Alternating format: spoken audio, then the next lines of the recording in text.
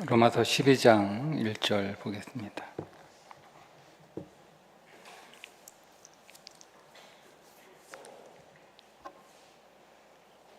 함께 읽습니다. 그러므로 형제들아, 내가 하나님의 모든 자비하심으로 너희를 권하노니 너희 몸을 하나님이 기뻐하시는 거룩한 산 제물로 드리라. 이는 너희가 드릴 영적 예배니라. 아멘. 오늘부터 예배에 관한 주제로 함께 나누게 될 텐데요.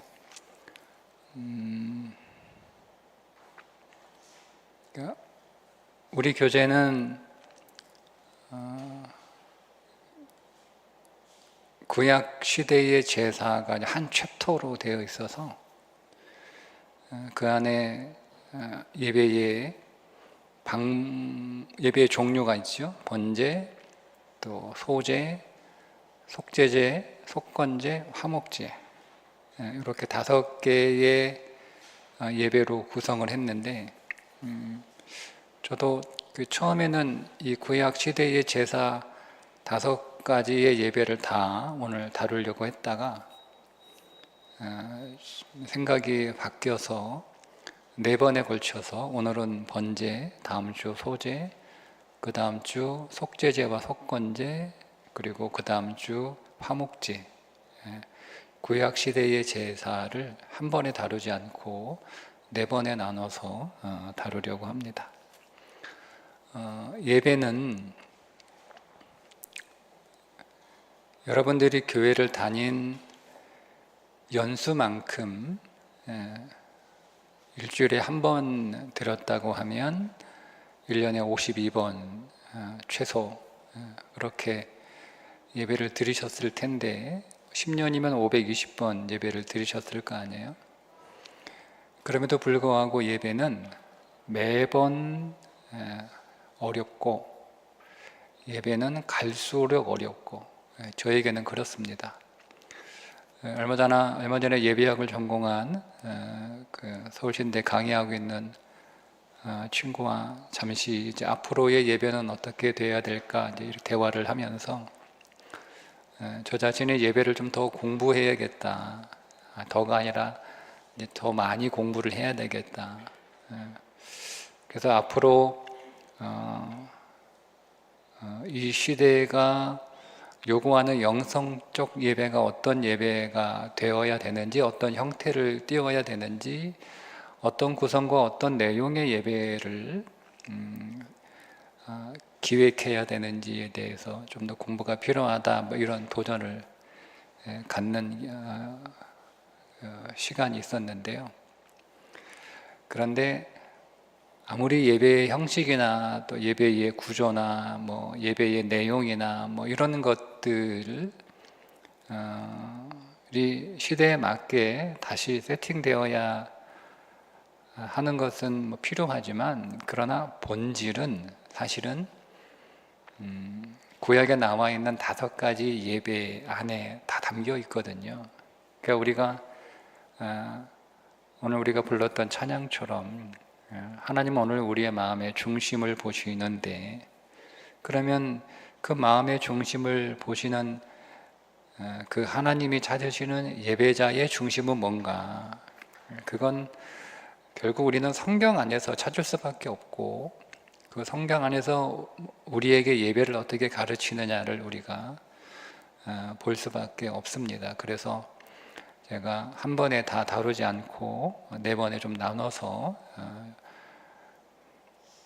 그렇게 충분한 건 아니지만 어쨌든 주어진 시간 안에서 최선을 다해서 예배에 관해서 나누려고 하는데요. 우리의 모든 신앙의 출발과 마지막이 예배입니다. 신앙은 예배로 시작하고 신앙은 예배로 끝납니다.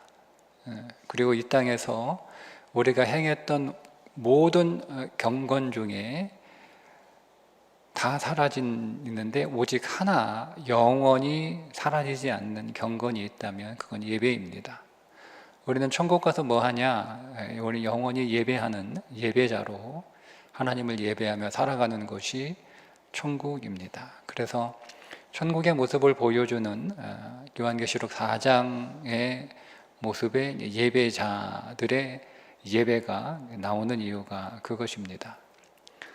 오늘 우리의 신앙의 본질은 그래서 예배인데, 신앙생활은 그가 예배한 만큼 신앙생활합니다. 그 사람이 어떤 신앙생활을 하고 있느냐를 우리가 보려면, 그 사람이 어떤 예배자인가를 보면 그 사람의 신앙은 그 예배가 바로미터입니다. 예배가 그 사람의 삶입니다.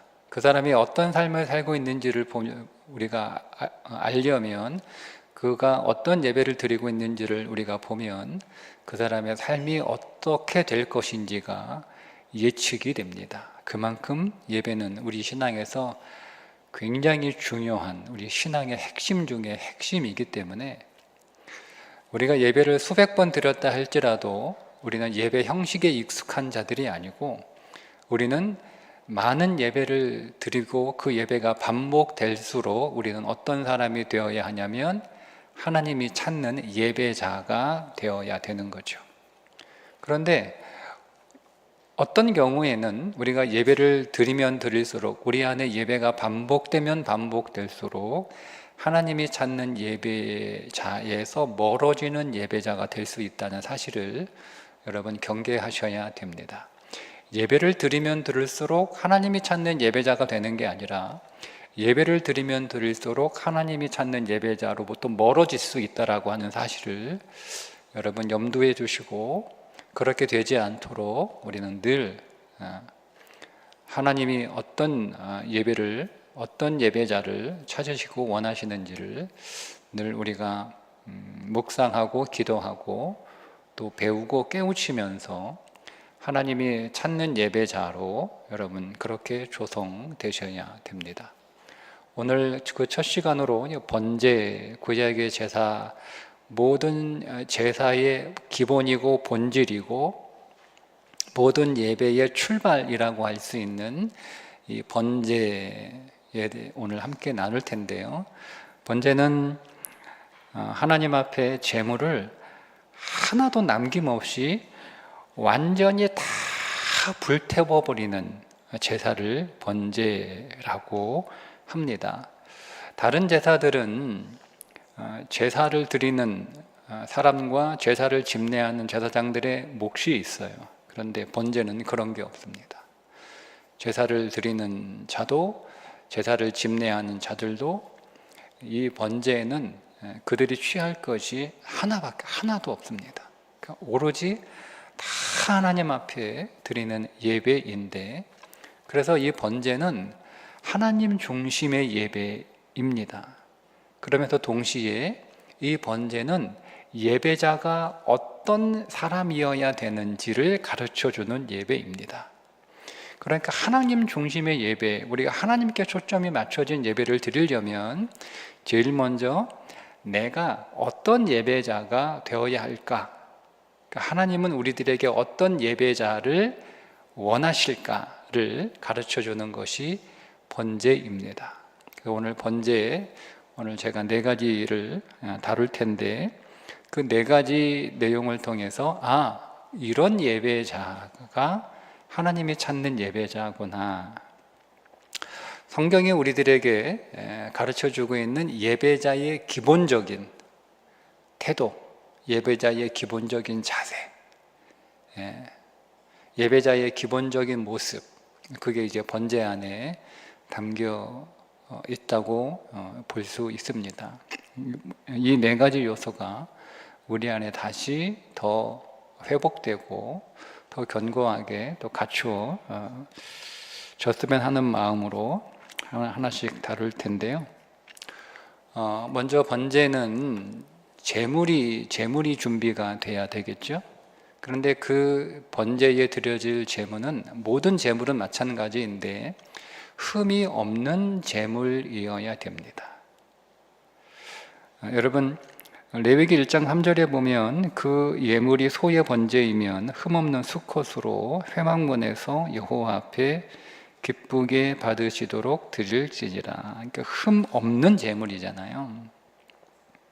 그러니까 여러분, 우리가 흠 없는 제사를 드리기 위해서는 흠 없는 제물을 준비를 해야 되는데, 이 재물이 흠이 없는지 흠이 있는지를 살펴봐야 될 거 아니에요.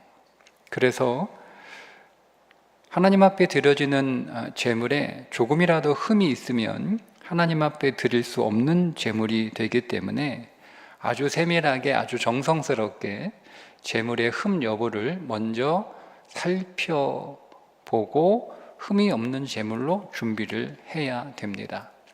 그렇다면 이 제사를 드리는 사람이 흠이 없는 재물을 제사 당일 그 아침에 양의 우리에 가서 이렇게 살펴보고 이거 흠이 없네, 깨끗하네, 괜찮네 라고 해서 그 당일날 아침에 흠이 없는 재물을 준비해서 갈 수가 있을까요?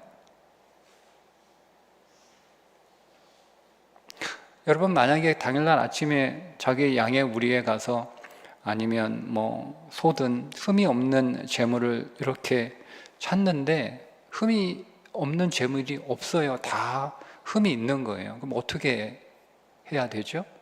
오늘은 재물이 준비가 안 됐으니까 오늘 제사 못 드리네? 그렇게 될 거 아니에요.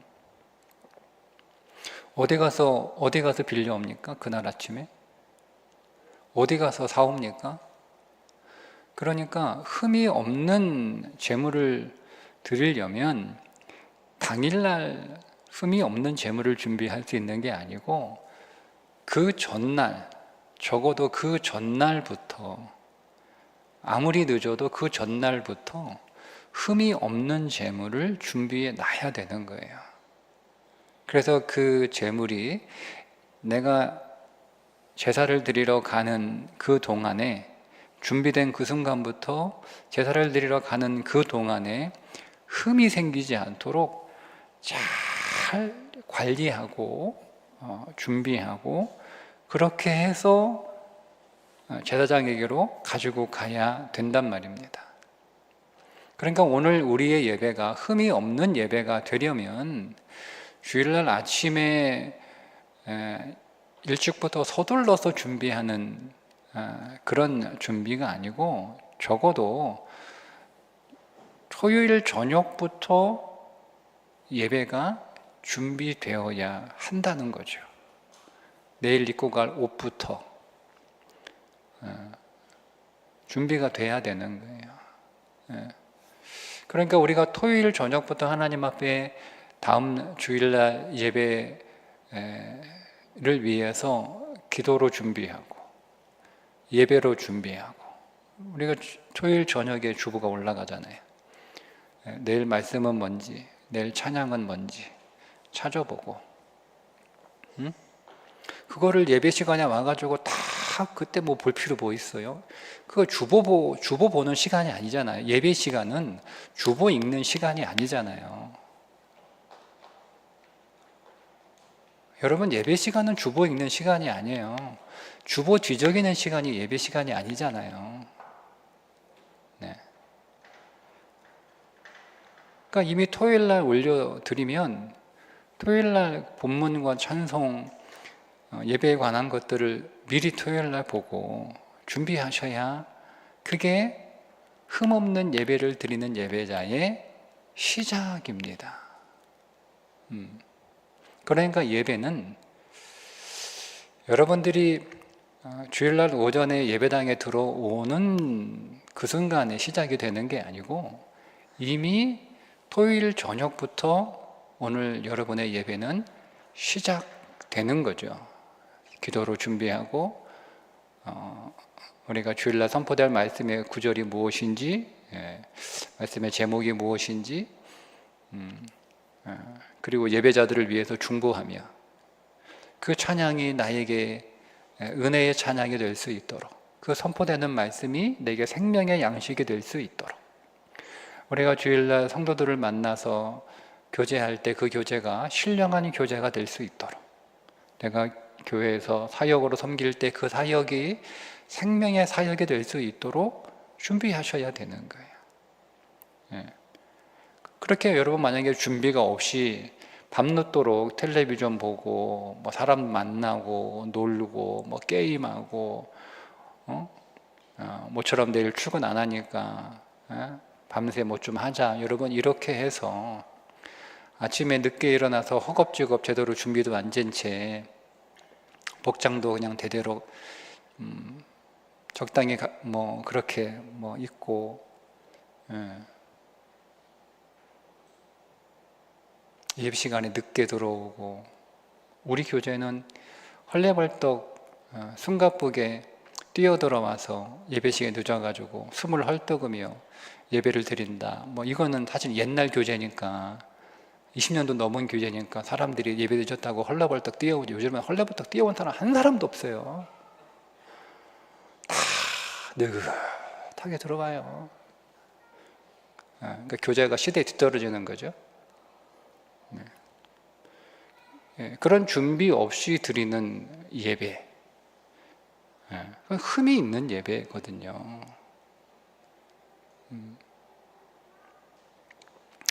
이런 생각을 해봤어요.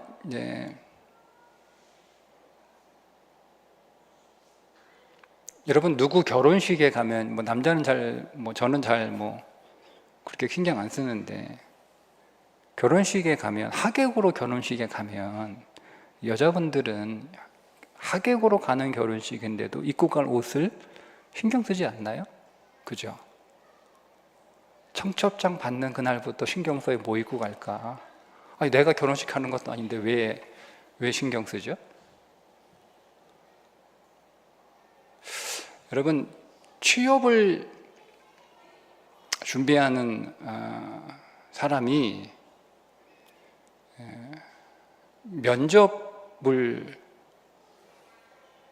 봐야 되는데, 그 면접이 자기의 인생을 좌지우지한다라는 그런 마음으로 여러분 준비를 하지 않습니까? 어떤 준비를 하나요? 여러분, 한 번의 예배가 내 인생을 얼마든지 바꿀 수 있어요. 그게 예배예요. 그러니까 우리는 내 결혼식도 아닌데, 다른 사람 결혼식인데도 수개월 전부터 그날 뭐 입고 가야 되는지 신경 쓰는, 그러니까 우리는 예배를 그 정도도 생각하지 않는 거죠. 여러분, 예배는 신랑이신, 그런 의미에서 보면 우리는 신랑이신 예수 그리스도를 신부된 내가 만나는 시간과 같은 거예요. 그러니까 일종의 요한계시록 마지막 21장의 내용을 우리가 예배에 적용하면, 예배는 우리는 매번 예배를 통해서 천국의 혼인을 여기서 계속 리허설을 하는 거예요. 그럼 우리가 신부거든요. 그러니까 하객으로 가는데도 옷을 신경 쓰는데, 신부로 오늘 신랑 예수를 만나기 위해서 오는 이 자리에 우리가 아무런 신경도 준비도 하고 오지 않는다라는 얘기는 이게 무슨 의미일까요? 내 인생을 바꿀, 사실은 뭐 직장인 내 인생을 뭐 크게 영향을 주긴 하지만, 그렇다고 해서 뭐 내 인생을 어떻게 하지는 않잖아요. 근데 그런 직장을 위해서도 우리가 복장을 준비하고 어떻게 말할까, 어떻게 대답할까, 어떤 표정을 지을까, 뭐 이런 것들을 여러분 우리가 공부도 하고 준비도 하는데, 근데 하나님은 진짜 내 인생을 바꿀 수 있거든요. 그러니까 우리가 예배를 우리가 어떻게 생각하느냐, 그건 우리가 예배를 얼마나 준비하느냐, 거기에서 우리 예배에 대한 우리의 진심이 드러나는 겁니다. 그래서 예배, 흠이 없는 예배자가 되도록, 내가 하나님 앞에 흠이 없는 예배자가 되도록 예배를 준비하는 것부터 시작하셔야 됩니다. 이게 기본입니다. 자, 이것이 되었다고 전제하고, 두 번째, 하나님을 기쁘시게 하는 예배. 그러니까 예배의 초점은 하나님이잖아요. 번제는 예배의 중심이 하나님이에요. 예배의 초점이 하나님이에요.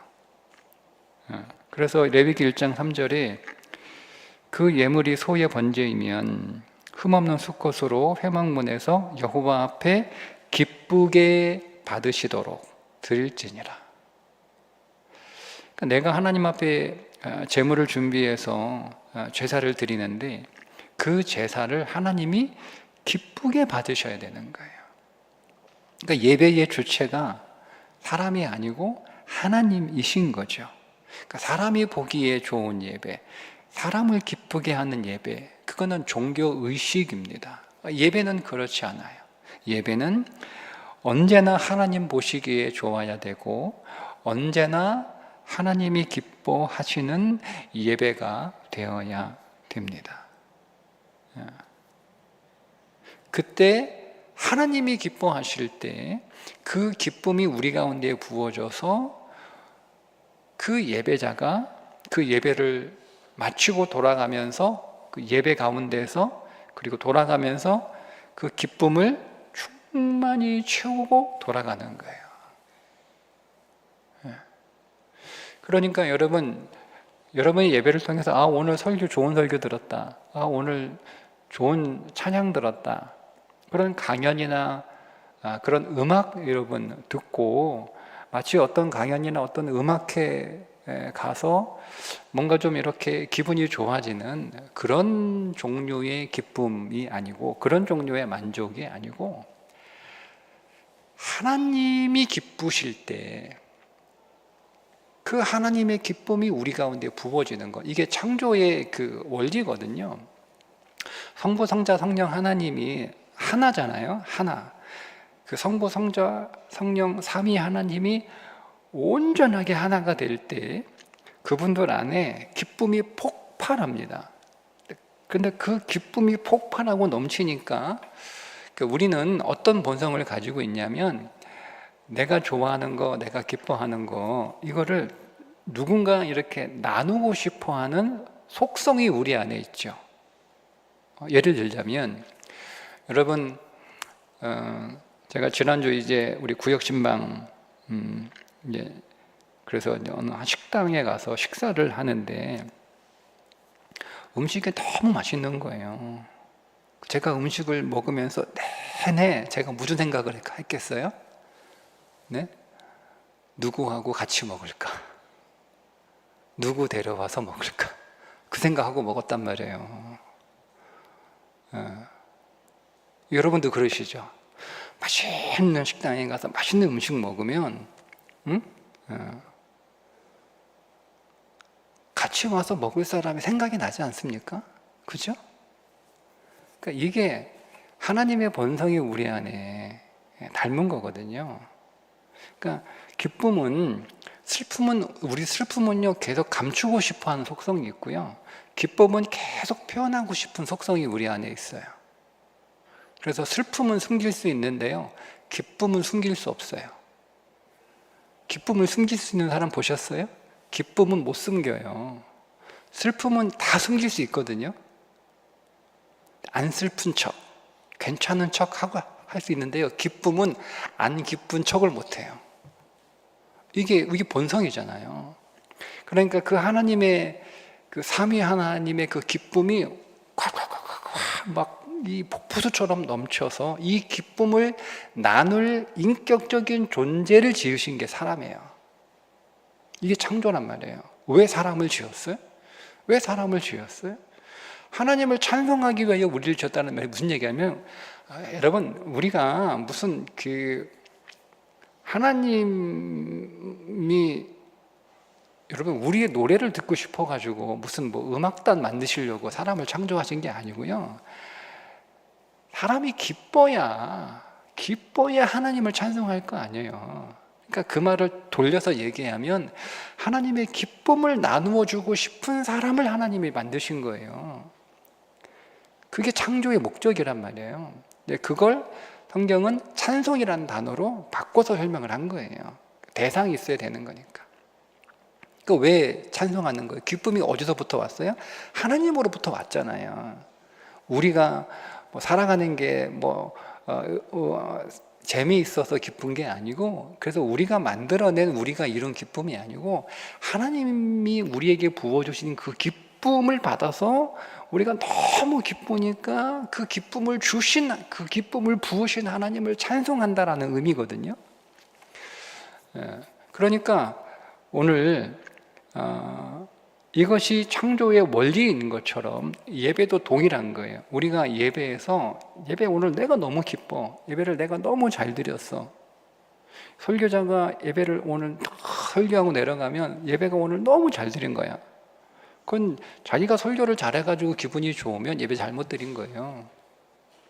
찬양대가 오늘 찬양이 너무 잘 돼가지고 예배가 너무 기분 좋아. 그러니까 내가 예배 드리는 게 너무 만족스러운 이유가 내가 찬양을 너무 잘한 거야. 오늘따라 삑사리도 안 나고 음도 안 틀리고 박자도 잘 맞추고 소리도 너무 잘 나왔어. 그래서 내가 너무 뿌듯해. 그래서 너무 오늘 예배가 너무 잘 드렸다. 그건 예배 잘못 드린 거예요. 기쁨이 거기에서 오면 안 돼요. 그런 기쁨이 아니에요. 그러니까 우리는 기쁨을 내가 만들어낸 기쁨, 내가 잘해서 스스로가 얻는 그런 기쁨, 혹은 오늘 찬양대 너무 찬양 잘해가지고 정말 오늘 멋진 그런 음악회 어디 수십만 원 티켓 주고 가는 음악회 못지않는 그런 음악을 내가 감상했다 해서 만족하는 그런 기쁨이니까 다 잘못 드린 거예요. 예배의 기쁨은 본질이고 이거는 분명한 진리예요. 하나님으로부터 오는 기쁨이어야 되는 거예요. 그렇게 되려면 우리는 하나님의 기쁨이 되는 예배자가 되어야 됩니다. 그러니까 우리의 관심은 어떻게 예배할 때 하나님이 기뻐하실까? 하나님이 어떻게 기뻐하실까? 여러분 이거를 성경에서 찾으셔야 되는 거예요. 그러면 하나님은 예배 자리에서 기뻐하는 그 예배자의 모습을 보고 기뻐하시는 하나님은 아니시잖아요.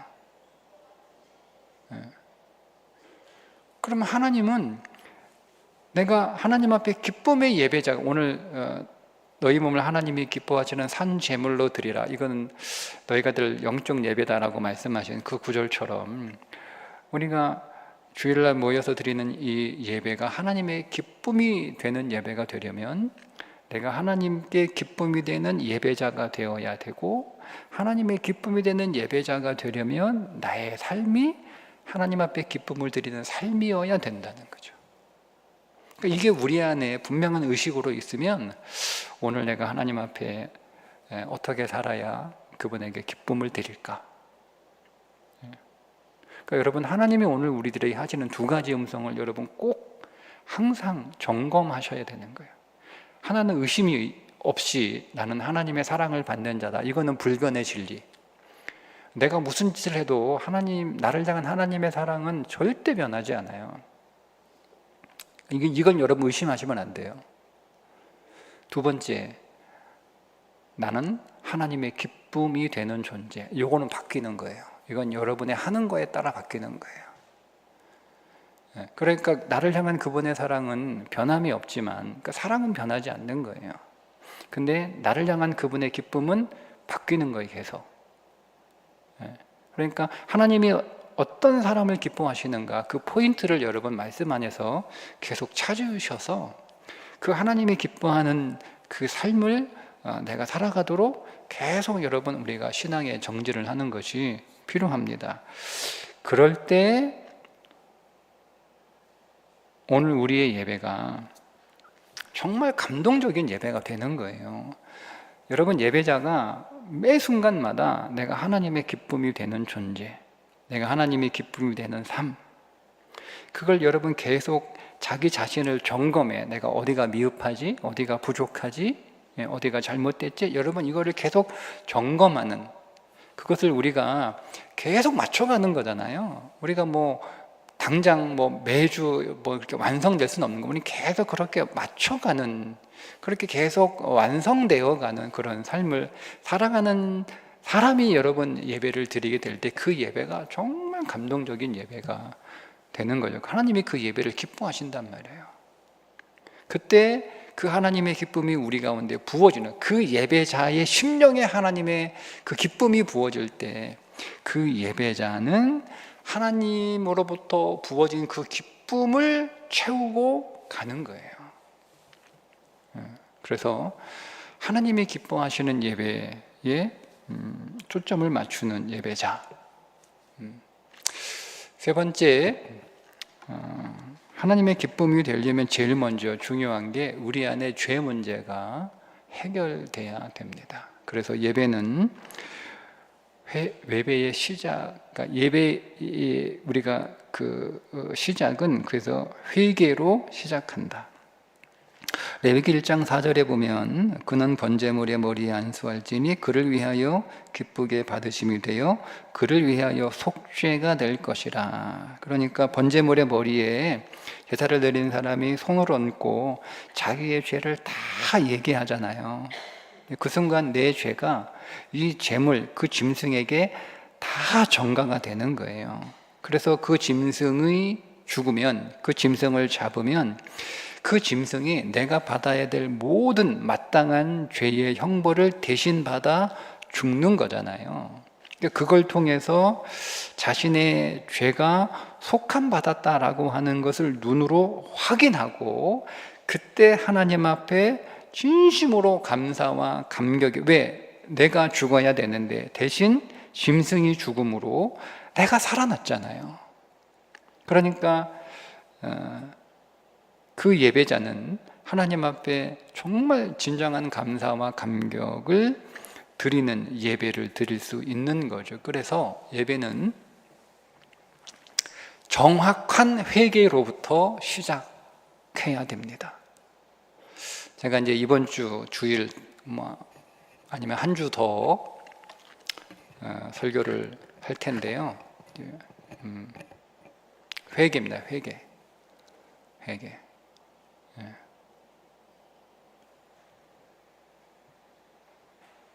우리는 정확히 회개가 뭔지 몰라요. 회개가 뭔지 모르니까 회개를 하지만 회개를 안 하는 거예요. 이해되셨어요? 나는 회개를 한다고 하는데 잘못된 회개를 하고 있어요. 그래서 결국 나는 회개를 안 한 거예요. 그러니까 내 안에 죄의 문제가 해결이 안 됐어요. 그러면 우리 인생은 아무것도 안 돼요. 아무것도 안 돼요. 그건 제가 예배 때 좀 자세히 다룰 테니까 그때 좀 더 자세히 나누고요. 어쨌든 정확한 회개예요. 정확한 회개. 여러분, 내가 진심으로 회개할 때는요, 회개가 정확합니다. 회개가 정확하지 않는 이유는 진심이 아니기 때문에 그렇습니다. 네. 이거는 아마 이제 부부 간에, 남편과 아내 사이에 자주 일어나는 갈등이잖아요. 예. 이 아내는 남편한테 뭘 잘못했는지 정확히 얘기해라. 남편은 무조건 잘못했다. 이렇게 얘기하는 거잖아요. 그죠? 네. 그러니까 이제 남편 입장에서는 빨리 이제 이 상황을 좀 수습하려고 내가 일단 무조건 사과한다, 무조건 잘못하고 내가 무조건 머리 숙이고 들어간다, 뭐 이런 태도이잖아요.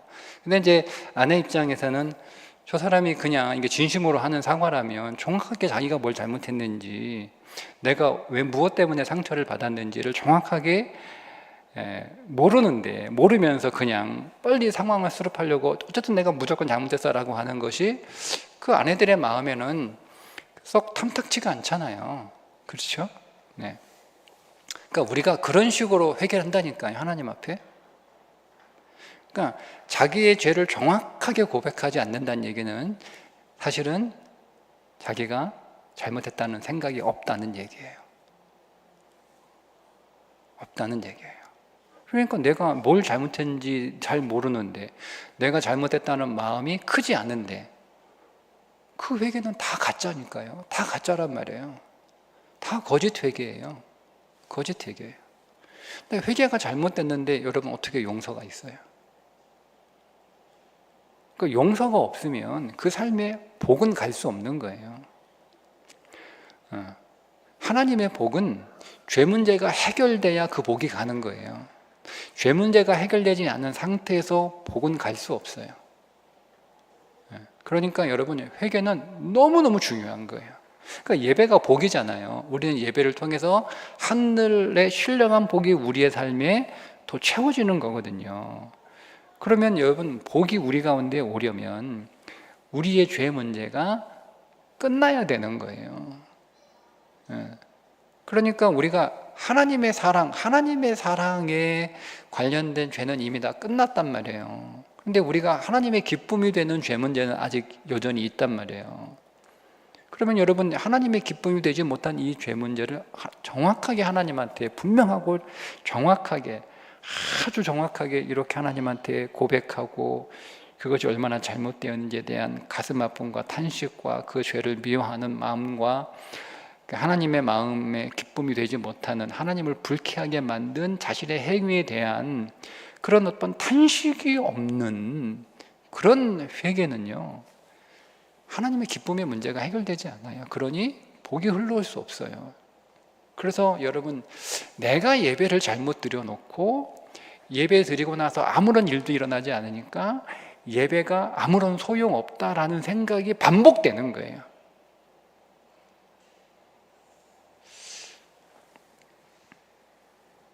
그래서 우리 교재는 뭐라고 얘기하냐면, 회개 없는 예배는 예배의 본질을 망각한 것이고, 회개 없는 예배는 무당의 구판과 다를 바가 없다, 이렇게 썼습니다.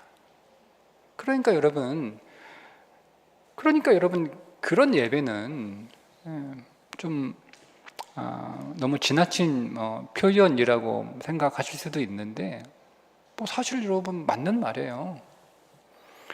하나님 앞에 인격적인 정직한 정확한 회개가 없는 예배는 무당 굿하고 다를 게 뭐가 있어요. 그러니까 그런 거잖아요. 굿해봐야 아무런 소용 없는데 돈만 날리고 괜히 괜한 짓 하고 있어. 우리가 이렇게 바라보는 우리의 마음이나 예배 드려봐야 그러니까 예배에 대한 기대가 계속 내 안에서, 내가 잘못한 거는 모르고 예배가 별로 그렇게 큰 효과가 없다라고 하는 예배를 자꾸 이제 무시하는 마음이 우리 안에, 예배를 소홀히 여기는, 예배의 가치를 떨어뜨리는 마음이 계속 생기니까 어떻게 되는 거예요? 우리는 점점 더 몹쓸 예배자가 되는 거예요. 반복되는 거잖아요. 근데 그 문제는 예배 자체에 문제 있는 게 아니고요, 나 자신에게 문제가 있는 거예요. 내가 올바른 예배자가 되지 못하니까 예배에서 아무런 일도 일어나지 않는 거예요. 그래서 예배는 하나님 앞에 정확한 회개로 시작해야 됩니다. 그 다음 네 번째는 제사 드리는 자가 제물을 잡습니다. 레위기 1장 5절부터 7절에 나오는 말씀인데요, 그는 여호와 앞에서 그 수송아지를 잡을 것이요, 아론의 자손 제사장들은 그 피를 가져다가 회막문함 제단 사방에 뿌릴 것이며, 그는 또 번제물의 가죽을 벗기고 각을 뜰 것이요, 제사장 아론의 자손들은 제단 위에 불을 붙이고 불 위에 나무를 버려놓고. 그러니까 보통 이제 성도들이 제사 드리는 사람이 짐승을 가지고 오면 그 짐승을 누가 잡냐? 제사 드린 사람이 바치기만 하고 바쳐진 제물을 잡는 사람은 제사장이 그 짐승을 잡는다, 이렇게 생각을 보통 하는데, 오늘 말씀에 보면 분명하게 제물을 누가 죽여요? 제사를 드리는, 제물을 바치는 사람이 짐승을 죽인다. 직접 죽이고요, 직접 가죽도 벗기고, 직접 살코기에 각을 뜨고, 내장과 다리를 다 직접 씻어요. 그리고 그거를 그렇게 다 하고 난 뒤에 제사장에게 드면, 제사장은 피를 뿌리고 그 받은 짐승의 살코기와 잘 씻겨진 내장과 다리를 불 위에 올려놓고 태우는 일만 한단 말이에요. 철저하게 제물을 드리는 사람의 소관이에요. 그가 누구이든 지휘 고하를 망라하고 제물의 목을 매가치는 거예요. 그 목을 칠 때 튀어오르는 그 피를 다 내가 뒤집어 쓰는 거고, 짐승의 가죽을 벗길 때, 그 각을 뜰 때 그 피비린내, 내장과 다리를 씻을 때 그 역겨운 악취, 이거를 다 본인이 감당하는 거예요. 그러니까 여러분, 예배는 여러분들이 고상하게 앉아가지고 무슨 영화나 무슨 뭐 음악회 관람하는 것처럼 그렇게 여러분 예배 드리면 안 돼요.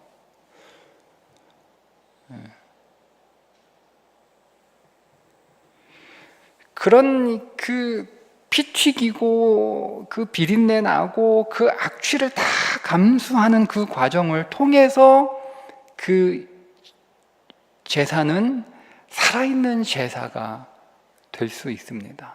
왜냐하면 자기의 목을 치는 심정으로 제물의 목을 치거든요. 네.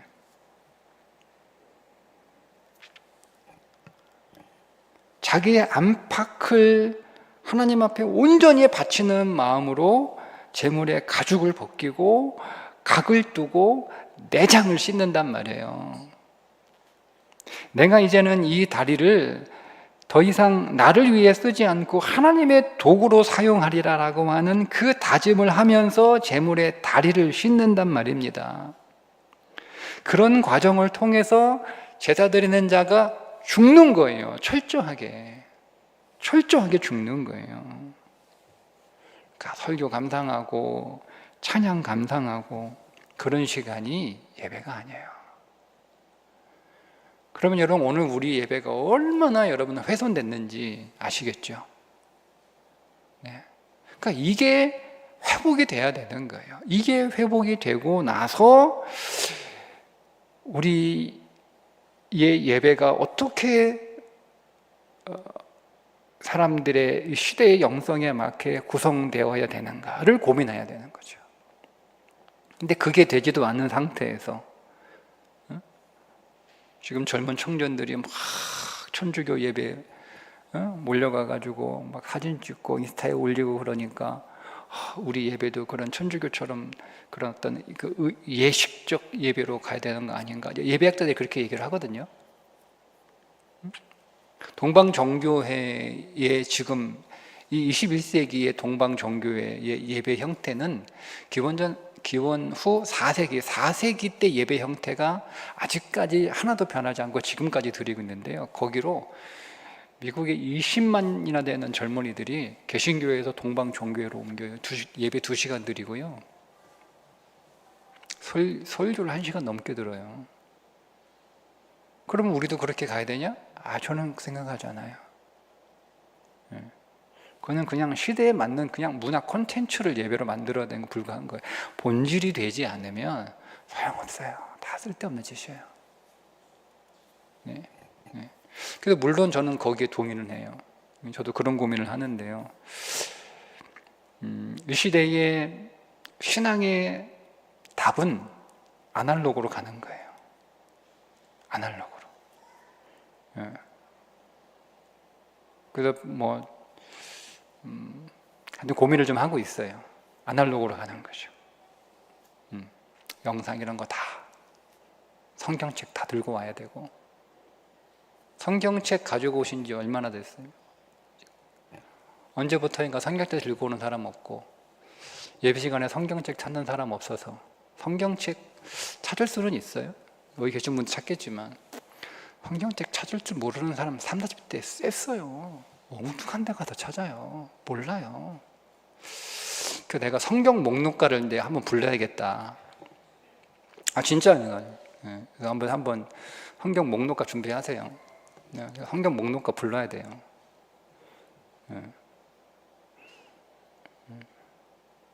그래서 아날로그로 저는 이제 갔으면 좋겠어요. 갔으면 좋겠어요. 여러 가지 이유 때문에. 근데 목적은 하나예요.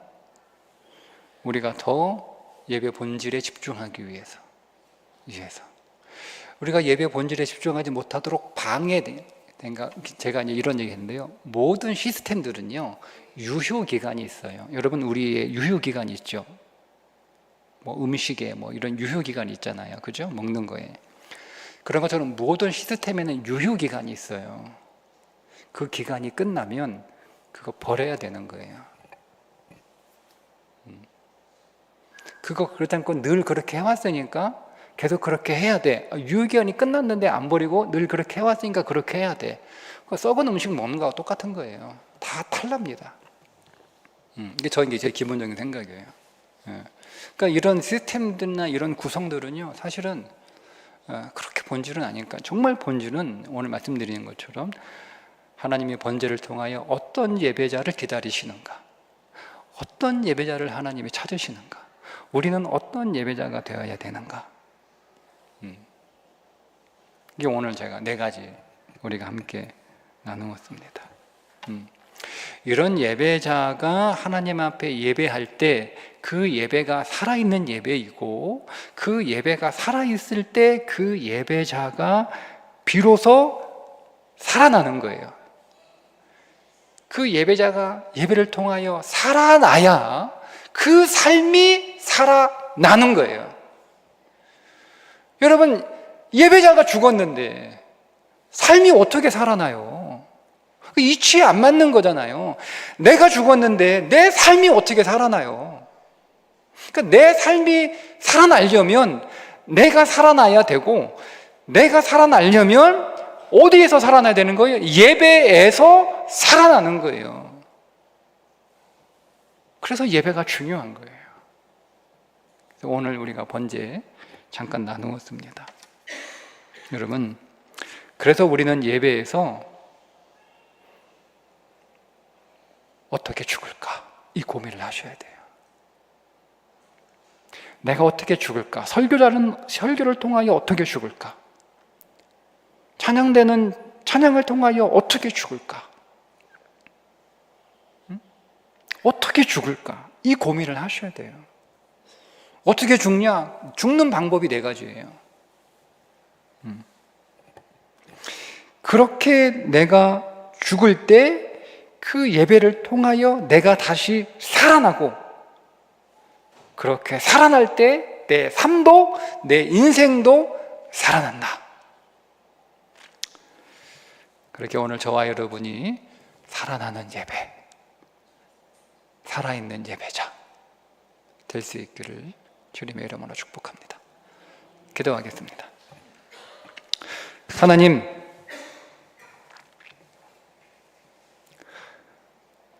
예배가 오늘 우리의 신앙의 시작이고, 예배가 오늘 우리의 신앙의 결론이며, 예배가 결국 나의 삶이고, 예배가 결국 나의 인생이 된다는 것을 우리가 다시 한번 예배를 통하여 기억하게 하시고,